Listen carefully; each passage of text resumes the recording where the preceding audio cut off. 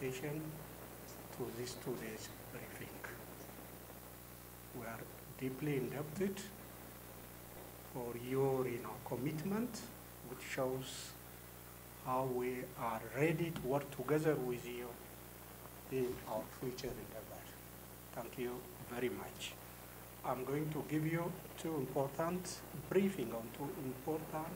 timely issues. The first is an information about the second African Climate Summit, which is scheduled to take place in Ethiopia from September 8 to 10.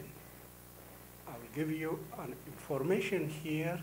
It's going to be a 3-day summit, and I'll give you first about what kind of the topics are going to be deliberated on the 3 days.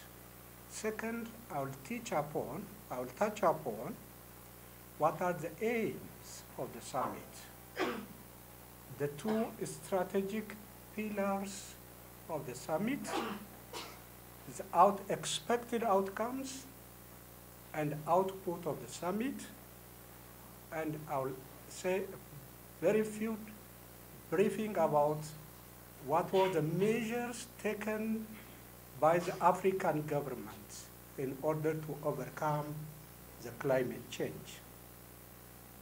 My second briefing is about the drought, which is very important. We have already completed, and we are going to inaugurate and celebrate on September 9. That will be my second briefing. As I mentioned, the second African Climate Summit is going to be held in Addis from September 8 to 10. Here we are expecting more than 45 heads of states and governments will attend. We are expected more than 25 delegates from all across the world are expected, and more than 100 plus speakers are going to speak about the climate change on 3 days deliberations. So what are the themes? The theme of this conference is accelerating global climate solutions for financing African resilient and green development. This is the theme of the second African Global Summit, to accelerating global climate solution and financing African resilient and green development. The summit is structured as follows. The first day deliberation will be on the nature and technology-based solutions for climate change to drive adaptation, development, and resilience. The second day deliberation will be on the resilience and adaptation, how to enhance resilience and adaptation, is spotlighting Africa's climate risks, and at the same time scale up response. What are response of the African nations for these climate risks? And the third will be climate finance, very critical for Africa, and African-led solution for climate change.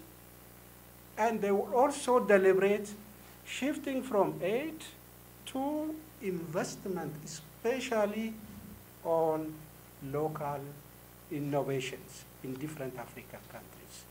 These are the 3 major topics where all leaders, academia, researchers, representatives of civil societies, youth, private sectors are going to deliver, to discuss.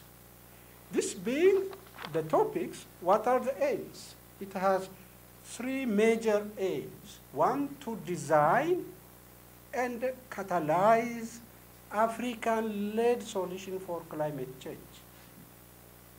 Second is they are going to deliberate how to leverage both domestic and international climate financing rooted for African priorities, and at the same time rooted in the local innovations.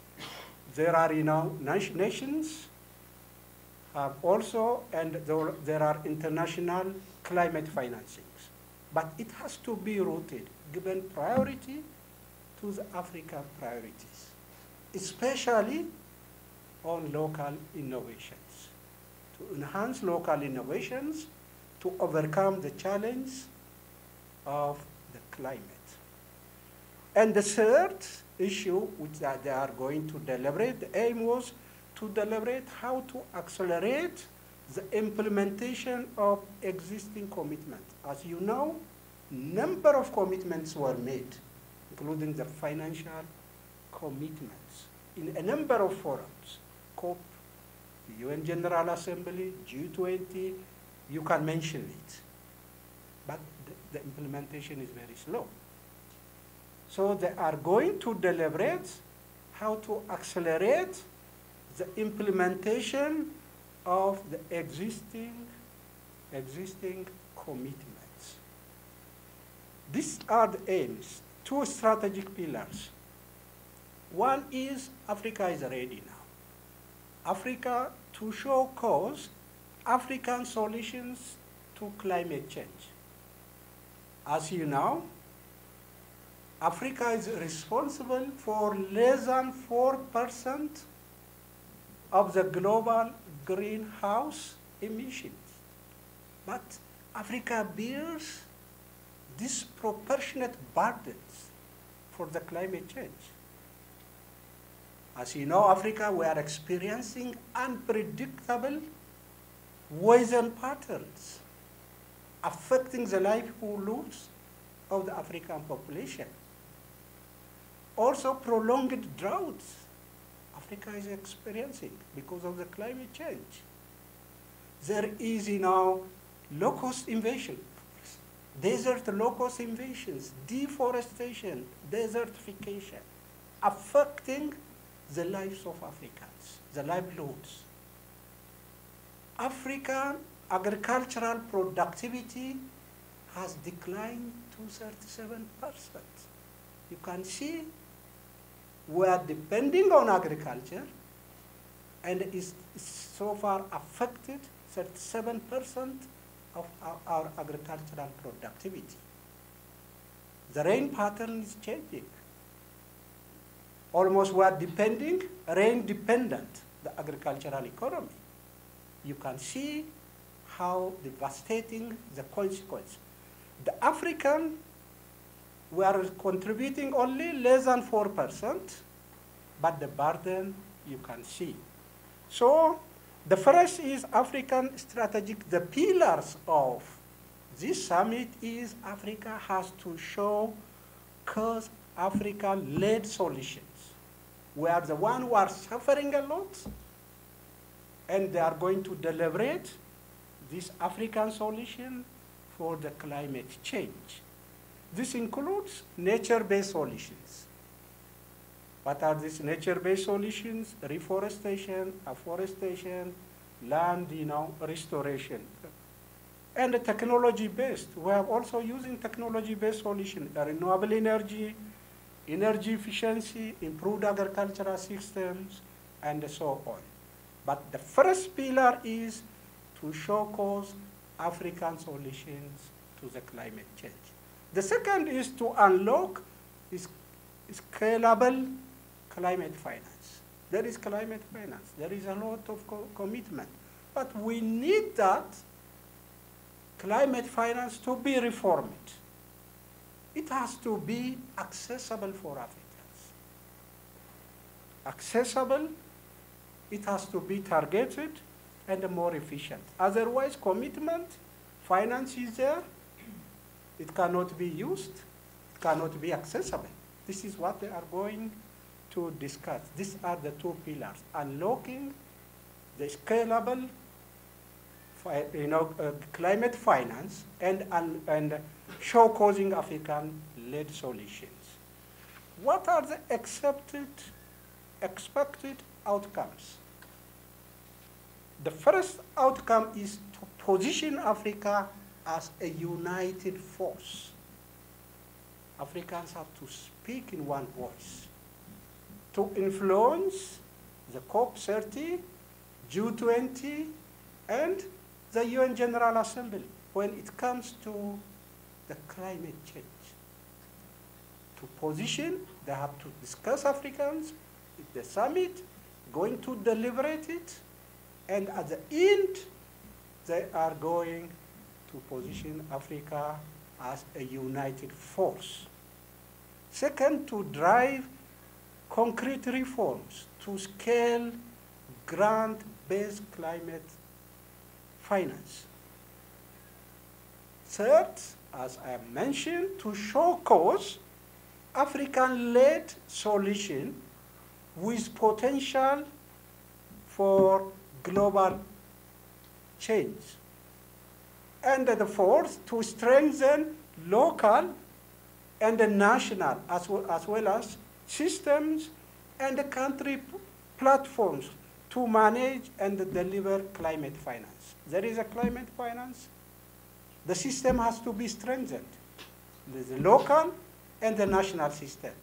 How to manage a climate finance? It has to be deliverable also. These are the expected outcome. The output is we are expecting the adoption of Addis Ababa Declaration. Second, it is expected to launch flagship report. Mobilization of green investment commitment is expected, the expected outcome. There will be mobilization. It is going to be private sector, private business are going to are participating. Intergovernmental development partners of all Africans are participating. The civil society is participating. The private sector, both investors and the business are going to participate. So to mobilize a green investment. A clear roadmap for the implementation of the summit. A lot of commitments have been made previously, but we don't see any outcome.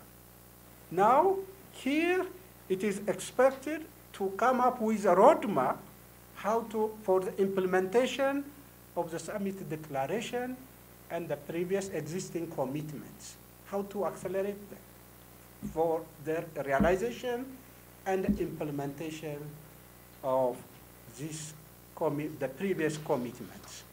As I've said, this is what we are expecting from the summit. The outcomes and that of the output. So far, the African nations hadn't sat idle. Number of African countries, governments are taking initiatives to overcome the burden of the climate change. Both, as I've said, nature-based solution, which is reforestation, afforestation, land degradation. They are also taking measures, technology-based solutions, like renewable energy, solar-powered irrigation systems, and so on. Let me mention only those which African nations are taken in investing in technological solutions. One is digital, climate-smart agricultural platforms. It's been introduced by African countries here and there. It is an attempt by the African governments to introduce digital, climate-smart agricultural platforms. There was also attempts by African nations to introduce remote sensing for forest, monitoring. And the third, solar-powered irrigation systems. Then, When it comes to the specific, as you know, where you are based in Kenya, how the Kenyan government is taking on these environment issues, let me mention the initiatives of Ethiopia, which is called Green Legacy Initiative, launched in 2019 by our visionary and transformative leadership of His Excellency, Dr. Abiy Ahmed, the Prime Minister of Ethiopia. As soon as he came to power, the Prime Minister had launched a number of, sweeping change, reforms in the political space, opening up the political space. Also, he has carried out a number of, reforms in the economic sectors, opening the Ethiopian economy for the foreign investors, for foreign business. As you know, we have opened up telecommunication sector.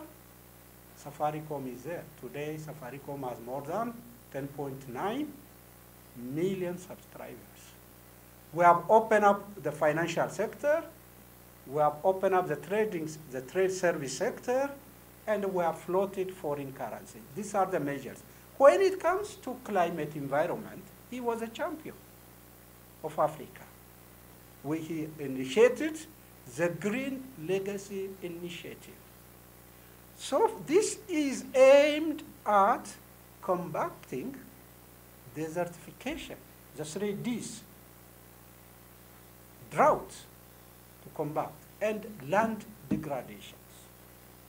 The Green Legacy Initiative of our Prime Minister, launched in 2019, is aimed at combating desertification, drought, and the land degradation, 3 Ds, improving the livelihoods of the Ethiopian people, and ensuring also at the same time for food security of Ethiopians.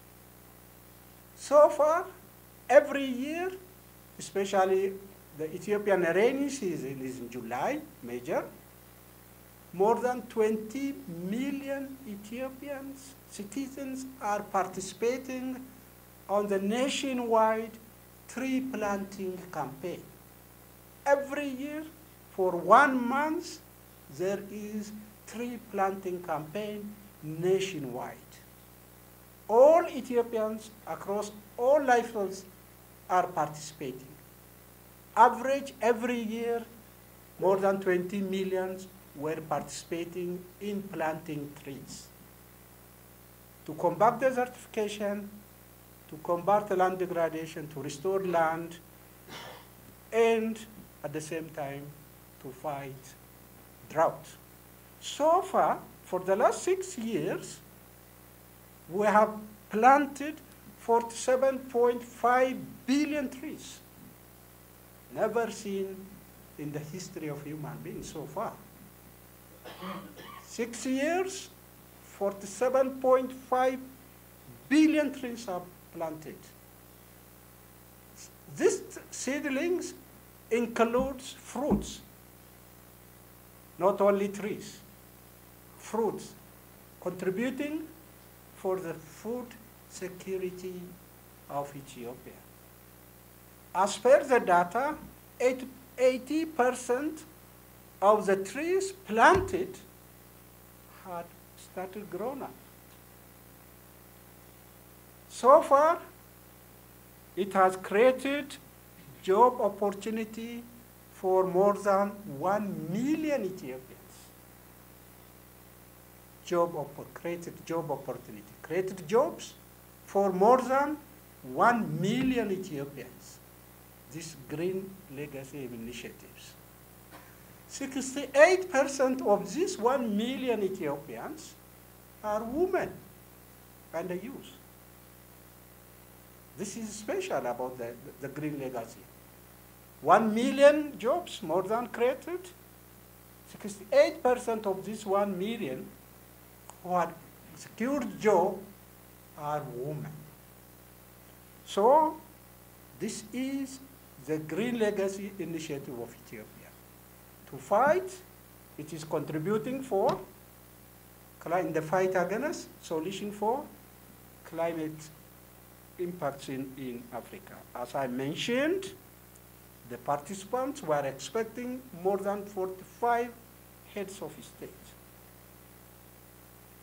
25,000 delegates, 100 speakers. There are African head of states, 100 speakers. Global, leaders, development partners, private sector representatives, because we are going to mobilize a resource for climate financing, not only from government, intergovernmental organization, but also from private sector and the civil society. So they are participating. And the youth and the women, academia and the researchers. So this is what we're about the second African Climate Summit in Ethiopia. The 3-day topics they are going to discuss, its aim, the pillars, outcomes, expected outcomes, output, and the participation level. This is what we are expecting, and we encourage all of you to visit, to take part on this important, timely important summit, and to give, first-hand information, not only for Africans, but for citizens, for the global citizens as well, because it is affecting the climate, all of citizens in this globe. But the particular burden is for Africans. Having said that, let me go to my second briefing. I think you will be much more interested.